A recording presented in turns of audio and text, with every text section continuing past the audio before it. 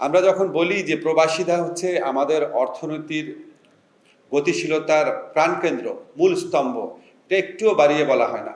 আমাদের একজন প্রবাসী ভাই একটু আগে বললেন যে আমরা যখন বাইরে টাকা পাঠাই, বিদেশ থেকে টাকা পাঠাই কষ্ট করে, যে আমাদের টাকা সব লোপাট করে বাইরে নিয়ে যাওয়া হচ্ছে, আমাদের খুব কষ্ট লাগে। এটা আমি প্রথম শুনি নাই। যখন আগে বিদেশে যেতাম, বিভিন্ন এয়ারপোর্টে থামতাম, বিশেষ করে দোহাতে বা দুবাইতে সবসময় ওনারা এগিয়ে এসে কথাটা বলতো, কষ্ট লাগতো তাদের।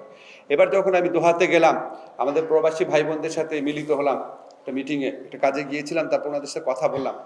ওনারা দুঃখ করে বললো যে প্রবাসীরা সবচেয়ে বেশি পছন্দ করে ইসলামী ব্যাংকগুলোতে টাকা পাঠাতে। আর ফ্যাসিস্ট হাসিনা সরকার লুট করার জন্য বেছে নিয়েছিল ইসলামী ব্যাংকগুলোকে। 6টা ইসলামী ব্যাংক থেকে আপনারা জানেন হাজার হাজার কোটি টাকা পাচার করেছে তাদের প্রিয় বিজনেস গ্রুপ। এবং তারা আমাকে বললো যে আমরা যখন ইসলামী ব্যাংকগুলোতে যে আমরা যখন একটা চেক দিই, চেক পর্যন্ত অনার করতে পারে না। বাংলাদেশে সবচেয়ে শক্তিশালী ছিল ইসলামী ব্যাংক সহ অন্যান্য ইসলামী ধারার ব্যাংকগুলো। এই ব্যাংকগুলোকে টার্গেট করে দুর্বল করে দেওয়া হয়েছিল। আপনারা জানেন যে আমাদের অর্থমন্ত্রী কয়েকদিন আগে ঘোষণা দিয়েছেন এই ব্যাংকগুলোকে চাঙ্গা করার জন্য বিভিন্ন পদক্ষেপ নেওয়া হয়েছে। আমরা লক্ষ্য রাখছি কি কি সমস্যা সমাধান করা যায়। আপনারা পাসপোর্ট নিয়ে অনেকে কমপ্লেন করেছে। আমার কাছে যেসব মেসেজ আছে আমি তো সবার উত্তর দিতে পারি না, কিন্তু আমি আপনাদের মেসেজগুলো দেখি। ম্যাক্সিমাম ক্ষেত্রে আপনাদের কমপ্লেন হচ্ছে পাসপোর্ট নিয়ে। আপনাদেরকে বিনয়ের সাথে জানাই, পাসপোর্ট তো আমাদের মন্ত্রণালয়ের অধিভুক্ত বিষয় না। তো আপনারা পাসপোর্ট না পেলে হয়তো ভাবেন যে প্রবাসী কল্যাণ মন্ত্রী কি বলছে, এরকম আসিফ স্যার এত বড় বড় কথা বলতে, উনি এটা এখন করছে না। করছি, কিন্তু এটা আমার এখতিয়ারাধীন বিষয় না। আমি অনেকবার কনসার্ন যত সরকারি দপ্তর আছে, মন্ত্রণালয় আছে, তাদের সাথে কথা বলেছি। পাসপোর্ট অধিদপ্তরে যে ডিজি আছে ওনার সাথে পার্সোনালি 2বার কথা বলেছে, 3বার কথা বলেছে, লং কনভারসেশন। কনসার্ন মিনিস্টারদের নিয়ে বসেছি। কয়েকদিন আগে আপনাদেরকে একটা সুখবর দিয়েছি যে 15 ডিসেম্বর থেকে পাসপোর্ট পাঠানো শুরু হয়েছে। অগ্রাধিকার দেওয়া হয়েছে মালয়েশিয়া এবং সৌদি আরবে প্রথম। তারপর আমরা, উনারা বলেছেন 3 থেকে 4 সপ্তাহের মধ্যে সমস্ত পাসপোর্ট পাঠানো সম্ভব হবে, এমআরপি পাসপোর্ট। একই সাথে আপনারা বলেছেন যে আপনারা জানেন যে পাসপোর্টের ব্যাপারে আপনাদের কিছু অনীহা আছে। আমরা জানি কেন অনীহা আছে, একটু ডকুমেন্টের প্রবলেম আছে। সেই সমস্যা সমাধান করার জন্য আমরা এরকম উদ্যোগ নিয়েছি। পাসপোর্ট অধিদপ্তরের ডিজি জানিয়েছেন, এটা আমাদের কোনো ক্রেডিট না। আমরা খালি ওনার কাছে জানতে চেয়েছি এটা কেন হচ্ছে না। ওনারা বললো, আমাদের পররাষ্ট্রমন্ত্রী ছিলেন, আমাদের স্বরাষ্ট্রমন্ত্রী ছিলেন, যে বৈদেশিক বিভিন্ন যেখানে শ্রম ঘন এলাকা আর কি, সেখানে ওনারা মেশিন সহ পাঠাবে যাতে বায়োমেট্রিক ডাটা ওইখান থেকেই সংগ্রহ করা যায়, যাতে এটা ইজিয়ার হয়।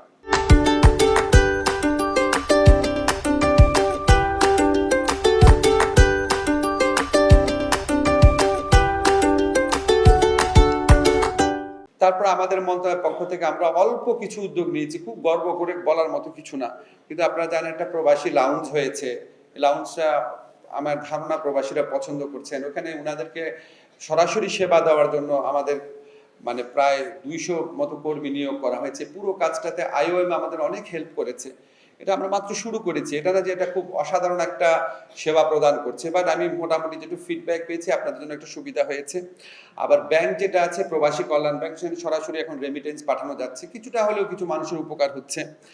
ওয়েজ আর্নার বর্ডের ক্ষেত্রে অনেক আপনাদের দাবি ছিল এতে ঊর্ধ্বসীমাটা তুলে দেওয়া, তো এই ঊর্ধ্বসীমা তুলে দেওয়া হয়েছে। আমি বাংলাদেশ ব্যাংকের গভর্নরের সাথে 2বার কথা বলেছি, এবং এটা আমাদের ক্রেডিট না কিন্তু, বাট আমাদের উদ্যোগ ছিল, ওনারা করে দিয়েছে। তারপর আমরা যারা বিদেশ থেকে যারা আপনার এই জুলাই গণ অভ্যুত্থানে আপনারা জানেন কত বড় স্যাক্রিফাইস ওনারা করেছে, আমি বিশ্বাস করতে পারি না এটা সম্ভব একটা মানুষের পক্ষে। ওনার চাকরি চলে যাবে, জেলে থাকতে পারে সারা জীবন, এবং অভিবাসন ব্যয় হারিয়ে ওনার পুরা পরিবার ওনারা চরম দুর্দশায় নিপতিত হতে পারেন। এত বড় আশঙ্কার মধ্যে শত শত আমাদের বাংলাদেশি ভাই বোন রাস্তায় নেমে এসে জুলাই গণ অভ্যুত্থানে আজকে যে আপনার মুগ্ধ, আবু সাইদ, তাদের যে আত্মত্যাগ, ওয়াসিম তাদের যে আত্মত্যাগ, তাদের প্রতি রেসপেক্ট জানিয়ে তারা এত বড় ঝুঁকি নিয়ে রাস্তায় নেমে এসেছিলেন। চরম মূল্য দিতে হয়েছে এজন্য তাদেরকে অনেককে জেলে রাখা হয়েছিল, কারো বিদেশে থেকে বাংলাদেশে কোনোদিন আসতে পারবে নাকি এরকম অনিশ্চয়তা ছিল। জেল জীবনেও তারা খুবই খুবই খুবই দুর্দশাগ্রস্ত একটা সময় ওনাদের গেছে। আমাদের প্রধান উপদেষ্টার ব্যক্তিগত উদ্যোগে ওনারা সবাই ফেরত এসছেন। প্রবাসী কল্যাণ ব্যাংক থেকে আমরা ওনাদেরকে পুনর্বাসন করার পদক্ষেপ নিচ্ছি, আপনাদের কাছে বলে যাচ্ছি যে আমরা ওনাদের একটা নির্দিষ্ট অঙ্কের টাকা দিচ্ছি, এবং ওনাদেরকে বাইরে পাঠানোর ক্ষেত্রে বয়েসেলের মাধ্যমে, বিদেশে পাঠানোর ক্ষেত্রে ওনাদের আমরা অগ্রাধিকার দিব। প্রয়োজনে আমাদের দেশে যারা ব্যবসায়িক প্রতিষ্ঠান আছে, বড় বড় শিল্প গ্রুপ আছে, আমাদের সাথে যোগাযোগ করেছেন, ওনারাও কিছু কর্মীদের কর্মসংস্থানের ব্যবস্থা করবেন। আমরা আপনাদের কথা দিচ্ছি এইটা আমরা অবশ্যই করব। এখন আপনাদের একটু চ্যালেঞ্জের কথা বলি। আমরা কিন্তু আপনাদের চ্যালেঞ্জের, আমার দৃষ্টিতে, আমার ভুল হতে পারে, প্রবাসীদের ক্ষেত্রে আমাদের যে চ্যালেঞ্জগুলো আসে, এক নম্বর হচ্ছে অভিবাসন ব্যয় কমানো। এখন অভিবাসন ব্যয় কমানোটা আমরা চেষ্টা করছি, আপনারা জানেন এটা কত টাফ। আমাদের এখানে যারা রিক্রুটিং এজেন্টরা আছেন তাদের মধ্যে ভালো আছেন, আবার অনেকে আছেন তাদের একমাত্র লক্ষ্য থাকে কত ভালো, মানে কত বেশি করে মানুষকে ঠকানো যায়, কিন্তু রিয়ালিটি। এবং গত সরকারের আমলে এই ধরনের যারা রিক্রুটিং এজেন্সি তাদেরকেই প্রাধান্য দেওয়া হয়েছিল। তাদের আবার সাব এজেন্ট থাকে, এবং যারা আপনার অনেক টাকা দিয়ে বিদেশে যায় তারা আমাদের কাছে মাঝে মাঝে বলতেও চান না যে অনেক টাকা দিয়ে বিদেশে যাচ্ছে, কারণ তারা ভাবছে তাহলে যদি যাওয়াটা বন্ধ হয়ে যায়। মানে আমাদের ডিমান্ডটা খুব বেশি, সাপ্লাইয়ের তুলনায় ডিমান্ডটা খুব বেশি, এই সুযোগ গ্রহণ করা হয়। সেটাকে কার্টেল করার জন্য আমরা সাব এজেন্ট যারা আছে তাদের দায় দায়িত্ব নিরূপণের চেষ্টা করছি। আমরা চেষ্টা করছি বাইরাতে একটা প্রকৃত প্রতিনিধিশীল একটা যেন নেতৃত্ব আসে, সেটা লক্ষ্যে চেষ্টা করছি। এখানে আবার মামলা ঝুলে আছে, মানে আকাঙ্ক্ষা ব্যক্ত করা সহজ, কিন্তু করতে গেলে অনেক ঝামেলা হয়, সেটা চেষ্টা করছি সলভ করার জন্য। সেকেন্ড যে সমস্যাটা আমরা ফেস করি সেটা হচ্ছে আমাদের দক্ষ শ্রমিক কম যায়। দক্ষ শ্রমিকের ক্ষেত্রে এটা, এই চ্যালেঞ্জ অল্প সময়ে মেটানো সম্ভব না, কিন্তু ইতিমধ্যে আমরা 2টা উদ্যোগ গ্রহণ করেছি। সৌদি আরবের সাথে একটা প্রোগ্রাম চালু হয়েছে, সেখানে আমরা সৌদি আরবে কিছু দক্ষ শ্রমিক পাঠানোর চেষ্টা করছি। আমি 2 দিন আগে ইউরোপিয়ান ইউনিয়নের সাথে আমাদের একটা স্কিল মাইগ্রেশন প্রোগ্রামে এমইউ হয়েছে, চুক্তি হয়েছে। আমরা চেষ্টা করব ইউরোপিয়ান দেশে আমাদের দক্ষ শ্রমিকদের, দক্ষ কর্মীদের বিরাট চাহিদা আছে, কিন্তু আমরা ওখানে খুবই কম পাঠাতে পারি, সেটা পাঠানোর আমরা চেষ্টা করব এই কর্মসূচির অধীনে। আমি যে থার্ড চ্যালেঞ্জটা আমার অভিজ্ঞতায় দেখি সেটা হচ্ছে ইন্টিগ্রেশনের প্রবলেম। অনেক প্রবাসী ভাই বোন আছেন অনেক কষ্ট করে, অনেক কষ্ট করে অল্প কিছু টাকা আর্ন করেন, 2 লক্ষ থেকে 10 লক্ষ টাকা। তবে দেশে ফিরে আসার পর বিভিন্ন ধরনের দালালে খপ্পর পড়ে সারা জীবনের পরিশ্রমের টাকাটাও হারান। কোনো একটা ফ্ল্যাট কিনতে গিয়ে ঠকে যান, জমি কিনতে গিয়ে ঠকে যান, ভুয়া ব্যবসাতে ইনভেস্ট করতে গিয়ে ঠকে যান। ওনাদের ইন্টিগ্রেশনের যে প্রবলেম, এটা আমার কাছে থার্ড প্রবলেম মনে হয়েছে। ইন্টিগ্রেশনের প্রবলেম সলভ করার জন্য আমরা প্রবাসী কল্যাণ ব্যাংকের মাধ্যমে কাজ করব। আমরা দরকার হলে আমাদের এখানে যে গ্রামীণ আছে বা ব্র্যাক আছে, ওনাদের সাথে আমরা কথা বলছি, ওনাদের মাধ্যমে আমরা ইন্টিগ্রেশনটা একটা খুব ভালো জায়গায় নিয়ে আসার চেষ্টা করব। ফোর্থ যে প্রবলেমটা, সেটা হচ্ছে বিদেশে দূতাবাসে আপনাদের প্রচুর হয়রানি হয়। একদম আমার নিজের ছোটবেলা থেকে বিচিত্রের প্রবাস থেকে যখন পড়তাম তখন থেকে জানি যে আমাদের দূতাবাসগুলো প্রত্যাশিত ভূমিকা পালন করতে পারছেন না। আমাদের কিন্তু বেশি দূতাবাসে প্রবাসী কল্যাণের মানুষ নাই, মাত্র 27টা দূতাবাসে আছে, এবং সেখানেও একজন করে, কোনো কোনো জায়গায় 2 জন। যে কাজটা প্রধানত পররাষ্ট্র মন্ত্রণালয়ের। তো আপনারা যখন খারাপ ব্যবহার পান আমাদের প্রচণ্ড খারাপ লাগে। আমরা ওইখানে যে আপনার কমপ্লেইন মেকানিজম আছে সেটা ইমপ্রুভ করার চেষ্টা করছি। আমি নিজে যারা প্রবাসী কল্যাণ মন্ত্রণালয় থেকে যারা বিভিন্ন শ্রম অ্যাটাচে হিসাবে বিভিন্ন দূতাবাসে কর্মরত আছেন, প্রত্যেকের সাথে কথা বলেছি, কিছু আইডিয়া শেয়ার করেছি, কথা বলেছি অনলাইনে, জুম মিটিং করে। চেষ্টা করব আপনাদের হয়রানি কমানোর জন্য। আমাদের মন্ত্রণালয় থেকে যতটুকু করে সেটা করব, পররাষ্ট্র মন্ত্রণালয় থেকেও চেষ্টা করা হচ্ছে। বাট মানে আমাদের আসলে মাইন্ডসেটটা পরিবর্তন করা দরকার। মাইন্ডসেট পরিবর্তন না করলে এটা সম্ভব না, আমরা যতই উপর থেকে নির্দেশ দিই। কিছু জিনিস একটু বলে রাখি, আপনাদের ভবিষ্যতেও হয়তো পাসপোর্ট নিয়ে সমস্যা হবে, আপনারা একটুখানি খেয়াল করবেন। হ্যাঁ, যদি আমাকে খুব একটু হয়তো বেশি চিনেন, এই জন্য কোনো কিছু হলে ভাবেন হয়তো স্যার এটা কিছু করছে না কেন। আমার কিছু করার থাকে না, পাসপোর্ট আমার মন্ত্রণালয়ের অধীনে না। আপনারা প্রবাসীরা দেশে এসে যদি বিমানবন্দরে হয়রানির সম্মুখীন হন, এটা আমার মন্ত্রণালয়ের অধীনে না।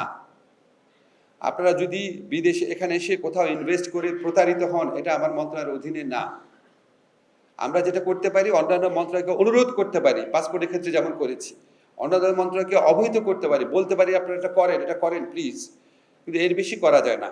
আমাদের যেটা করার, দক্ষ শ্রমশক্তি পাঠানো, মধ্যস্বত্বভোগীকে ঠেকানো, রিইন্টিগ্রেশনের ব্যবস্থা করা, সেসব ব্যাপারে কোনো ব্যর্থতা থাকলে আমাদের অবশ্যই বলবেন এবং আমাদের কাছে দাবি করবেন এখানে ব্যর্থ হলেন কেন।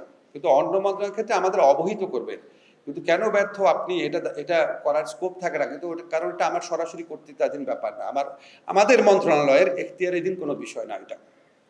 তবু আমরা চেষ্টা করব। আপনাদের দীর্ঘদিনের দাবি আছে ভোটাধিকারও কিন্তু এটা মূলত নির্বাচন কমিশনের ব্যাপার। আমরা এই যে আসিফ মাহমুদ বলেছে, খুবই সে আন্তরিক প্রবাসীদের ব্যাপারে। ওখানে গেলেই যারা প্রবাসী আছে তার সাথে কথা বলে, তার সাথে আমি জিনেভাতে গিয়েছি, সারাদিন কথা বলতো।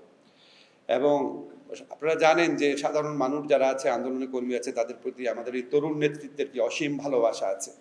সবসময় আমাদের যখন কোনো সমস্যা হয়, আন্দোলনরত মানুষের সাথে কথা বলার জন্য আমরা তাদেরকে রিকোয়েস্ট করে নিয়ে যাই যে আজকে আপনার তো ইজতেমার গ্রুপে, 2টা গ্রুপের মধ্যে একটা আলোচনা হবে, এটা আসিফদের দেখার বিষয় না। তারপর তারা যাচ্ছে, যে তাদের দেখলে মানুষ একটু আশ্বস্ত হয়।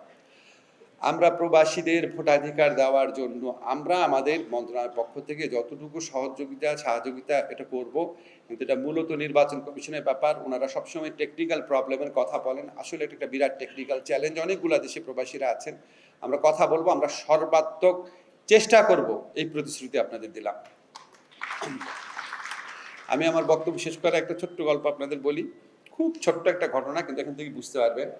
আমি যখন প্রবাসী কল্যাণ ব্যাংকে যাই, আমাদের বিল্ডিংয়ের নিচতলাতে গিয়ে আমি তো জিজ্ঞেস করলাম যে এরকম, একদিনই গেলাম আর কি, যে প্রবাসী যারা এখানে ব্যাংক অ্যাকাউন্ট খুলতে হলে কি কি কাগজপত্র লাগে।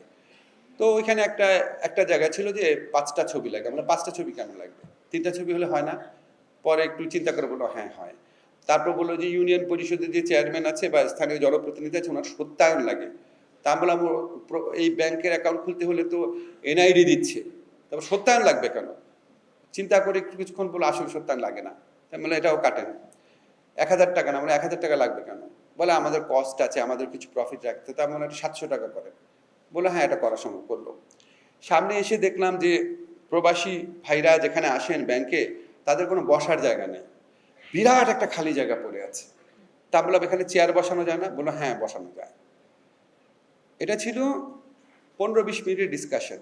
আপনারা এখন ওখানে গিয়ে দেখেন সবগুলো জিনিস হয়ে গেছে, সবগুলো জিনিস হয়েছে, ছোট্ট জিনিস হয়েছে।